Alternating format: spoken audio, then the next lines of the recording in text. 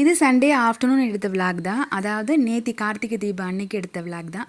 Morning எல்லா வேலையும் முடிச்சுட்டு, அதாவது பிரேக்ஃபாஸ்ட் லஞ்செலாம் முடிச்சுட்டு மதியத்துக்கு மேலே பொரி செய்யலாம், அதுக்கு தேங்காய் இல்லையே, கொல்லைப்பக்கம் போகலான்னு நினச்சேன். 2-3 டேஸாக போகவே இல்லை, நல்ல மழை இல்லையா, அதனால் போகல.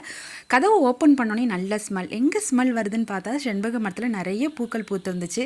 ஆனால் ரொம்ப உயரத்தில் இருக்குது. அது கீழே இருந்துச்சுன்னா உங்கள்கிட்ட காமிக்கலான்னு பார்த்தேன், காமிக்க முடியல.